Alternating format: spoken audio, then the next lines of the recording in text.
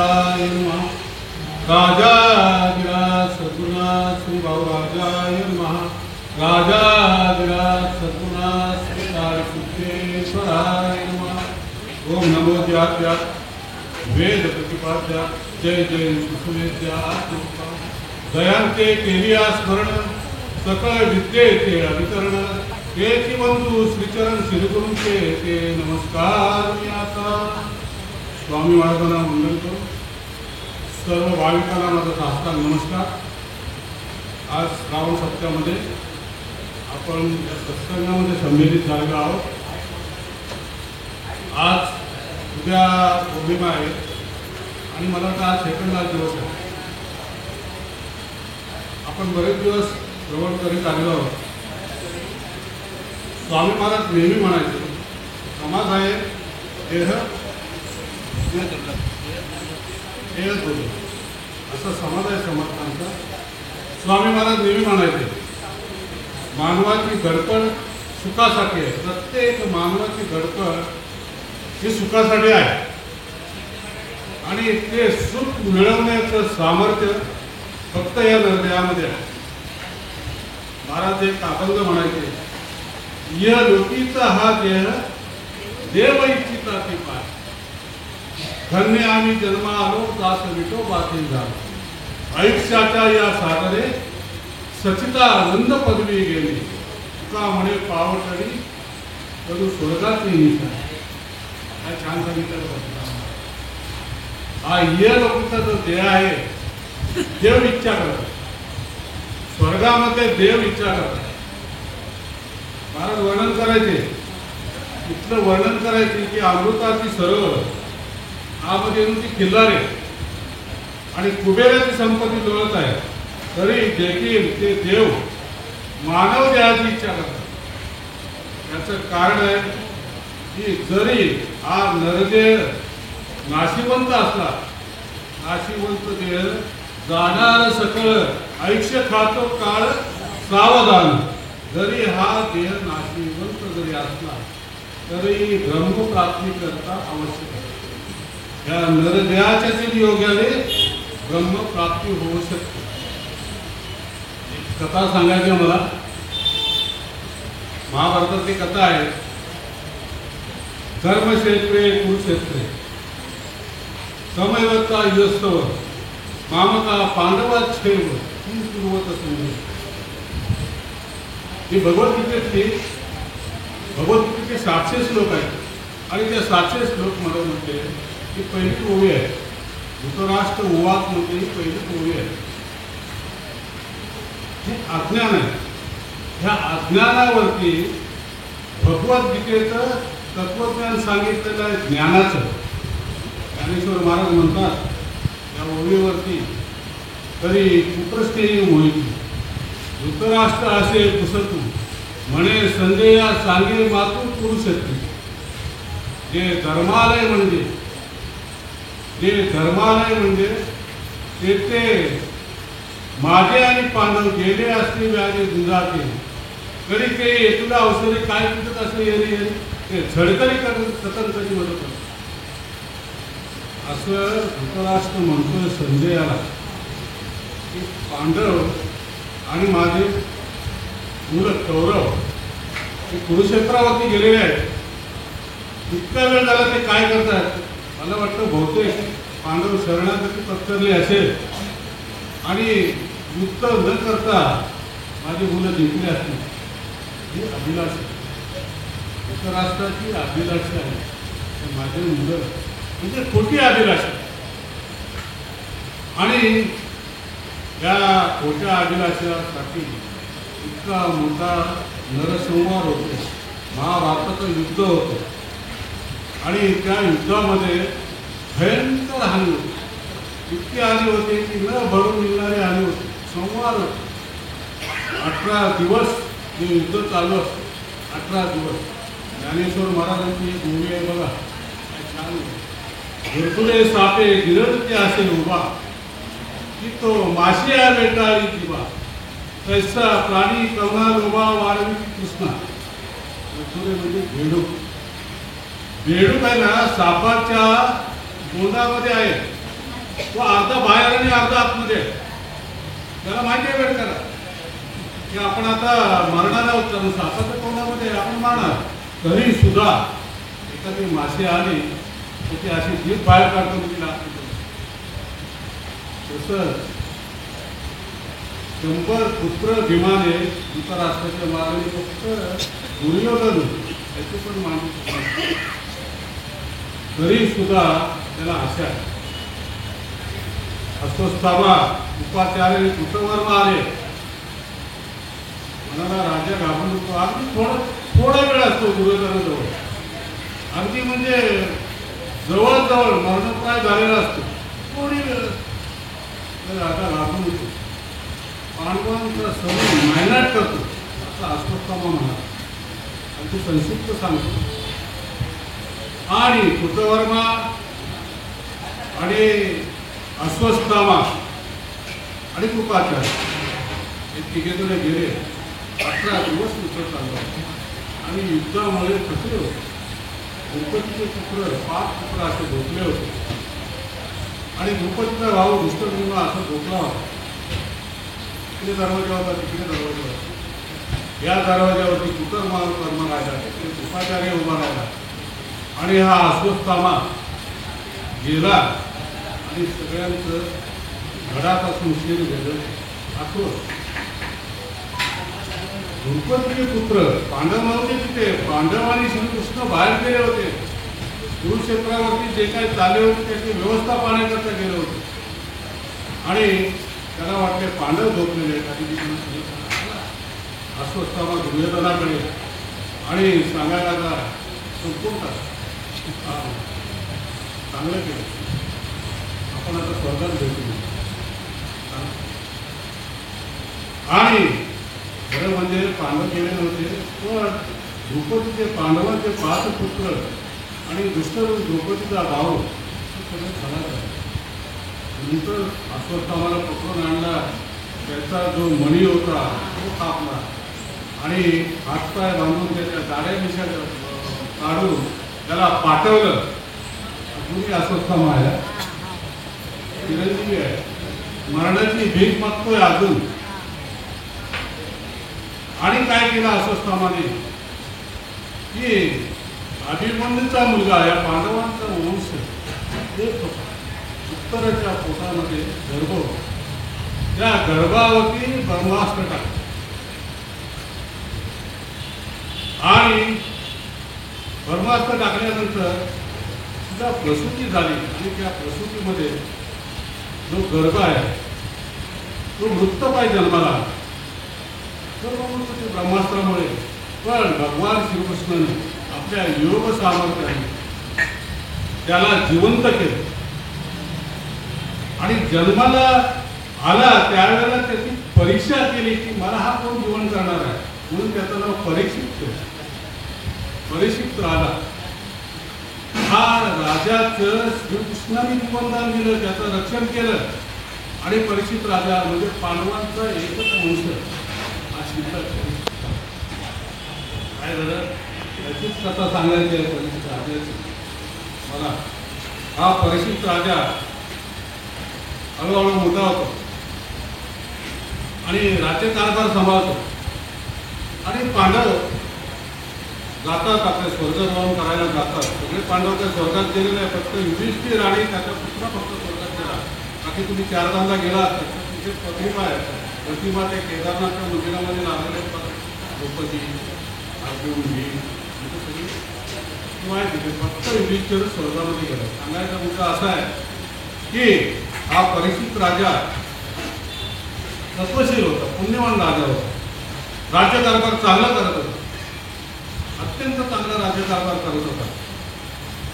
एक दिवस काय झालं, भ्रमंती करायला गेला राजामध्ये आणि भ्रमंती करत असताना एक शूद्र गायीला मारत, इतकं मारत होता की ती गाय याला कासावीस होतो, सर होत नव्हती. परीक्षित राजाने पाहिलं म्हणजे हा शूद्र हा गायीला मारतो. गेला तिथे राजा, अरे म्हणे काय गायीला मारतो, त्याने एकच पायावरती होतो. बघा गाई म्हणजे पृथ्वी. सत्ययुगामध्ये गाईला 4 पाय होते. त्रेतायुगामध्ये 3 पाय राहिले आणि द्वापार युगामध्ये 2 पाय आणि कलियुगामध्ये 1 पाय. आणि तो शूद्र त्या गाईला मारता राजाबरोबर जे सैनिक होते त्याला पकडलं. म्हणजे का काय राजा गाईला मारणं माझा धर्म आहे, तू माझ्या धर्माच्या आड येऊ नकोस. हा माझा धर्म आहे, गाईला मारणं माझा धर्म आहे. राजाने तलवार काढली आहे. आता तो दुसरा जो माणूस होता तो कली होता बरं का. कली जोपर्यंत भगवान श्रीकृष्ण होते तोपर्यंत कलीचा प्रादुर्भाव झाला नव्हता. आणि कलीला माहिती होतं आपण भस्म होऊन जाऊ. ज्या वेळेला भगवान श्रीकृष्णांनी देहाची समाप्ती केली, भारतातील तुम्ही केलं तर कधी बघायला जनाने बाण मारतो आणि भगवान श्रीकृष्ण अंत झाला, अंतर समाप्ती झाली. त्याच्यानंतर ह्या कलीने हातपाय हाताला चालू केलं. ते बरोबर परीक्षित राजाच्या त्या गाईला मारताना ते उत्पन्न झालं. तलवार उघडली आणि म्हणाला राजा मला मारून मला तू आश्रय दे. आता पूर्वी असं होतं की क्षत्रियांचा धर्म होता, तो शरण आलेला असेल त्याला जीवनदान द्याय, ते चुकलं नेहमी. राजाने म्हणाला मी देतो तुला काय आले मला 5 ठिकाणी आश्रय दे. 5 ठिकाण कोणते? भूत. भूत म्हणजे काय म्हणजे भूता. भूताच्या इथे मला आश्रय दे. आपण बघतो ना भूत कोणीतरी पकडला ना आता उदान भवनामध्ये काहीतरी रमिक आहे. शेतकरी आत्महत्या करतायचा नाही रमिक काय म्हणावं. जाऊ द्या तू विषय जाऊ राजकारणाचे विषय आपल्याला नको. भूतामध्ये आश्रय दे राजाने दिलं. नंतर दारूचा भुत्ता असेल तिथे आश्रय दे राजाने दिला. तिसरा जिथे हिंसा होते तिथे आश्रय दे. हिंसा होते म्हणजे काय फाटकाचं तिथे कापलं जातं तिथे राजाने दिलं. आणि ज्याच्या घरामध्ये पूजा अर्चा होत नाही, नामस्मरण होत नाही तिथे आश्रय दे. राजा म्हणाला ठीक आहे. आणि 5वं राहिलं 5 आश्रय बरं का कलेने मागितलेले 5 आश्रय. त्या 5 आश्रयामध्ये शेवटी जो आणि तिने जो स्वर्ण जमा करतो तिथे आश्रय. स्वर्ण म्हणजे सोनं. सोनं जे पवित्र आहे शास्त्राने सांगितलेलं आहे. आपण म्हणतो ना सोन्यासारखा माणूस आहे पवित्र. ते अनितीने जर आपण जमा केलं तर ते पाप आहे. व सोन्या ठिकाणी म्हणजे 5 आश्रय झाले. राजाचं तिथे चुकलं, त्या कलीला आश्रय दिला आणि पहिला घात राजाचाच झाला. कसं चालू आपल्या कोशागारामध्ये गेला आणि एका पेटीमध्ये पेटी बंद होती युधिष्ठिरापासून. तर कोशागाराला सांगितलं की तू हे उघड पेटी. मला युधिष्ठिराने मनाई केलेलं आहे उघडायचं आहे. तू राजा आहेस की मी राजा आहेस ते उघड. काळ कोणाने उघडलं तर त्या पेटीमध्ये सुवर्ण मुकुट होतं. ते सुवर्ण मुकुट कोणाचं माहिती आहे काय? जरासंधाला. भीमाने जबरदस्तीने ते आणलं इथे आणि ते पेटीत ठेवलं आणि सांगितलं होतं हे खोलून. राजा बोलला.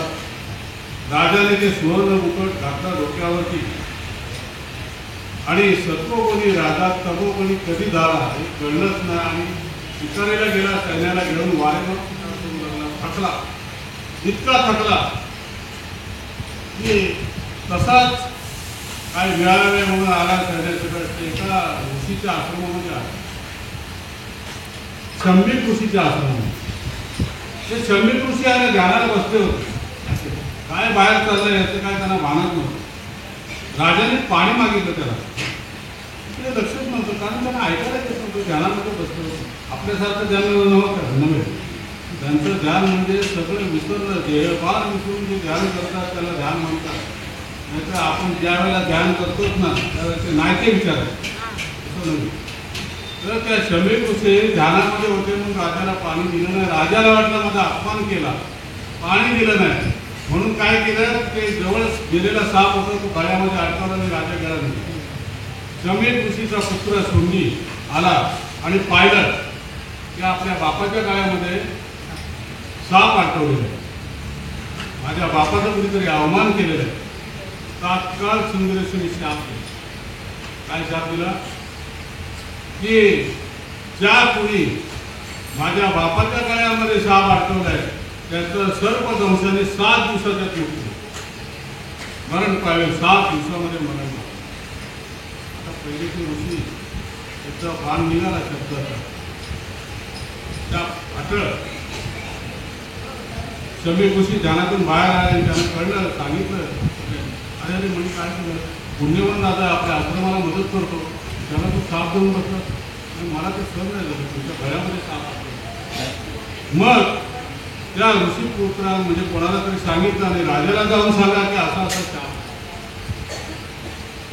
आता राजाला माहिती आहे की एकदा ऋषीने शाप दिला म्हणजे तो खरं ठरणारच म्हणून निर्वाह करण्याची तयारी केली. आणि त्या निर्वाहमध्ये पण सांगितलं, सैनिकांनी सांगितलं, त्याचे इथे राज्याचे सगळे प्रधानांनी सांगितलं की तुम्हाला काही होणार नाही आणि तुमचा बंदोबस्त करतो. एका सरोवरामध्ये एक खांबी महल बनवला आणि त्या महलामध्ये ठेवलं परीक्षित राजा. भागवतामध्ये कथा आहे की व्यास मुनीचे महर्षी व्यासांचे पुत्र सुखदेव 7 दिवस भागवत सप्ताह केला आणि त्याच्यामध्ये त्यांना मोक्ष प्राप्त झाले. वेगळी कथा आहे, पण जे मूळ महाभारत आहे त्याच्यामध्ये अशी कथा आहे की तिथे ते होते, परीक्षित राजा तिथे त्या महालामध्ये होता आणि सगळं बंदोबस्त केलं होतं. मंत्री संत्री जे काय साप उतरवणारे विष्णू उतरवणारे जे काय असतील ते तिथे सगळ्या बंदोबस्ताचा ठेवले होते, सैनिक ठेवले होते सगळे. एखादा साप आला तर त्याला कसं मारायचं याची ट्रेनिंग सगळी दिली होती सगळ्यांना. काय झालं, आता राजा म्हणल्यानंतर त्याला ती फळं येत होती. ते बोरवाला आला आणि राजाला बोर खायची इच्छा झाली. त्या बोर खाता खाता त्या बोरामध्ये आळी होती. तो आळीने म्हणजे तक्षक नाग जो होता त्याने रूप असं प्रकट केले आणि राजाला दंश केला. तक्षक राजाची कथा सांगायची म्हणजे आज सगळ्या वेळ नाही, पहिली सूचना दिली होती राष्ट्र म्हणून. तर राजाचा मृत्यू झाला.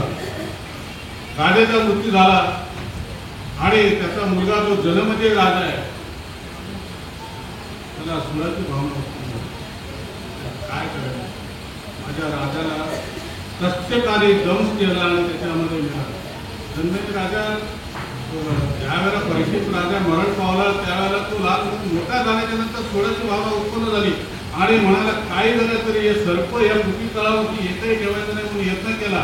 आणि जे पुरोहित होते त्यांना यज्ञ म्हणायला लागला, जे कुठे आहेत ते सर्प ते मंत्राने इथे आणायचे किंवा ते पकडून आणायचे, त्या यज्ञामध्ये त्यांना भस्मसात करायचे. असं त्यांनी ते यज्ञ चालू केलं आणि जेवढे नाग आहेत जेवढे सर्प आहेत त्यांचं भस्मसात करायला त्यांनी सुरुवात केली. आस्तिक मुनी जे होते ते आले आणि ते यज्ञ त्यांनी थांबवले. ब्राह्मणाच्या देशामध्ये आले त्यांनी थांबवलं. जन्मे राजा प्रभावित झाला त्यांच्या गावाकडे बघून त्यांच्या ऐकल्याने यज्ञ थांबवलं. यज्ञ थांबवल्याच्या नंतर तो म्हणाला त्याने व्यास मुनींचं स्मरण केलं आणि त्यांना बोलवून घेतलं. महर्षी वेद व्यासांना बोलवून घेतलं. म्हणे तू लहानपणापासून आपल्या पूर्वजांचा ऐकत होता, काय कथा ऐकायची होती का, आपल्या पूर्वजांची कथा ऐकायची होती, म्हणजे पांडवांची कथा ऐकायची, महाभारताची कथा ऐकायची. व्यास मुनींनी सांगितलं की माझे जे शिष्य आहेत पण काय झालं, जनमेजय राजा तो म्हणाला की महर्षी तुम्ही ह्या महाभारताचे पिता आहात, पितामह आहात आणि तुम्हाला हे सगळं भविष्य माहिती होतं.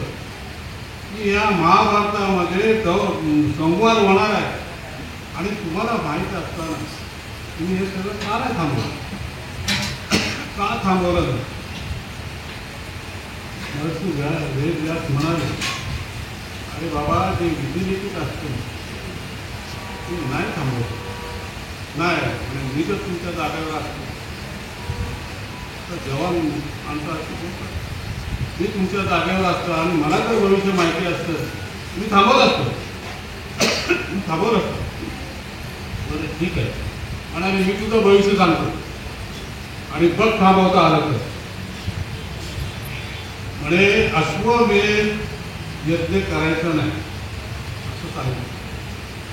आणि जर केला अश्वमेध यज्ञ केला तर शामकर्ण नावाचा घोडा घ्यायचा नाही. बरं, शामकर्ण नावाचा घोडा घेतला तर गोट्यामध्ये बांधायचं. बरं, गोट्यामध्ये बांधलं तर त्याच्यावर बसायचं. बरं, बसला तर दक्षिण दिशेला जायचं. बरं, दक्षिण दिशेला गेला तर जिथे पानस्थळ असेल किंवा जिथे घरा असेल ते थांबायचं. बरं, तिथे थांबला तर एखादी स्त्री असेल त्याकडे बघायचं. बरं, पाहिलंच स्त्रीकडे तर आकर्षित व्हायचं. बरं, आकर्षित झाला तर तिच्या प्रेमात पडायचं. बरं, प्रेमात पडलास तिच्याबरोबर लग्न करायचं. बरं, लग्न केलं तर तिला पटवाणी बनवायचं. बरं, पटवाणी बनवलीस तर कुठल्या यज्ञाला बसवायचं नाही. आणि यज्ञाला बसवलंच तर जे पुरोहित असतील जे ब्रह्मज्ञानी आहेत त्यांना तू तरुणाला तू पुरोहितपणा देऊ नको असं सांगितलं. बरं, ते असते तरुण असते तरी क्रोध येऊन देऊ नको. आणि जर क्रोध आला तुला तर चहा पाणी विचारून, चहा पाणी विचारलं तर संकल्प सोडू नको. एवढं तुला सांगितलं. तुला काय करता आलं, वागता आलं तर बघ असं महर्षी वेदव्यासाने जनमेजय राजाला सांगितलं. नाही, मी थांबव, जे तुम्ही सगळं सांगितलंय ना तुम्ही करणार. माझं भविष्य तुम्ही सांगितलं ना मी नक्की करा. हे मी तर असे करून वेदव्यास निघून गेले. आणि काय झालं, थोड्या दिवसांनी सगळ्यांनी सांगितलं शामकर्ण नावाचे घोडा घ्यायचा नाही म्हणून तिथे ते घोड्याचे व्यापारी आहेत ते व्यापारी हे नाहीसे झाले. मग काय पावलांचा वंश आहे आणि शामकर्ण नावाचा घोडा ठेवत नाही म्हटल्यानंतर काय झालं. आणि हा अश्वमेध यज्ञ करत नाही मला कसला राग खूप चालू झाली. मला ठीक आहे, घोडा घ्यायला काय हरकत आहे. घोडा घेतला तर त्याला आपल्या गोट्यामध्ये बांधायला काय हरकत आहे, बांधायचं नाही. काय झालं, घोडा घेतला शामकर्ण नावाचा आणि शिकारीचं त्याला वेध लागले. म्हणजे काय राग आहे शिकारी करत म्हणून त्या घोड्यावरती बसला. त्याचा घोडा आजारी होता आणि त्या घोड्यावर बसला. बरं, दक्षिण दिशेला जायचं नाही ना. त्यात मुलींनी सांगितलं दक्षिण दिशेला जायचं नाही, काय जायचं दक्षिण दिशेला. म्हणून तो गेला रानामध्ये, जंगलामध्ये गेला, पावसाळा झाला, दक्षिण दिशेला गेला. दक्षिण दिशेला गेल्याच्या नंतर झऱ्याच्या ठिकाणी थांबला. थांबल्याच्या नंतर तिथे एक स्त्री होती. झाला आकर्षित झाला, तिच्या प्रेमात पडला आणि तिच्याबरोबर लग्न केलं. काशीराजाची कन्या होती, तिच्याबरोबर लग्न केलं आणि तिला पटवाणी बनवलं. पटवाणी म्हणून आता काय यज्ञाला बसायचं नाही, अश्वमेध यज्ञाला बसायचं नाही. काय पटवाणी अश्वमेध राजा असून तो अश्वमेध करत नाही, काय म्हणायचं तुला. अश्वमेध यज्ञ करायला बसला आणि पटराने आपली बायकोला बसवलं बाजूला आणि यज्ञ करायला बसला. यज्ञ करता करता जे पुरोहित होते त्याला सुंदर त्यांनी काहीतरी कॉमेंट केल्या राग आला. राग आल्याच्या नंतर त्यांनी मरावं लेखन असं उच्चार केला आणि हातामध्ये पाणी होतं. हातामध्ये पाणी होतं ते संकल्प सोडलं. संकल्प सोडल्याच्या नंतर जे काही यज्ञ सामुग्री होती त्याच्यामध्ये उत्पन्न झालेली ते 18 लोक होते पुरोहित, त्यांचा वध झाला आणि त्याचं ब्रह्मपातक त्या राजाच्या माथ्यावरती बसलं आणि त्याला 18 ठिकाणी कुष्ठरोग झाला. कुष्ठरोग झाला 18 ठिकाणी. मग तो राजा, मी संस्कृत सांगतो, तो राजा महर्षी वेदव्यासांकडे आला आणि त्यांची क्षमा मागितली आणि मला या शापापासून मुक्त करा, मी तुमच्या पाया पडलं, शरण आलं तुम्हाला, त्याच्यातून मला मुक्त करा. आणि म्हणून वेदव्यासांनी सांगितलं की वैशंपायन ऋषीकडून तो महाभारताचा 1,00,000 श्लोकाचे 18 पर्व आहे. असं करता करता 18 पर्व त्यांनी श्रवण केलं आणि त्या श्रवणामुळे एक एक पर्वामध्ये एक एक त्याचा पुस्तक बरा झाला. अशी ही कथा आहे, परीक्षित राजाची महाभारताची कथा आहे. आणि इथून जी कथा जी सांगितलेली आहे या कथेचा महाभारताचा जन्म या कथेमधून इथं झाला. जसं रामायणाचा लवपुस्तकाच्या मार्फत जो रामायणाचा जन्म झाला ते कथा झाली, म्हणजे वाल्मिकी रामायण, तसंच ही महाभारताची कथा त्याची सुरुवात झाली. आणि मग नंतर धृतराष्ट्राचा जन्म, नंतर पांडुराजाचा जन्म, विष्णुराजाचा जन्म, ही जी कथा वैशंपायन ऋषींनी सांगितली त्या कथेचा भाग पुढे आलेला आहे. मी आज कथा सांगितलेली आहे. तर बराच वेळ झालेला आहे, काही झालेलं आहे आणि आज महाप्रसाद आहे. तुम्हाला या निमित्ताने खूप काही आरोग्य आनंद लाभावं ही सद्गुरूची प्रार्थना. राजा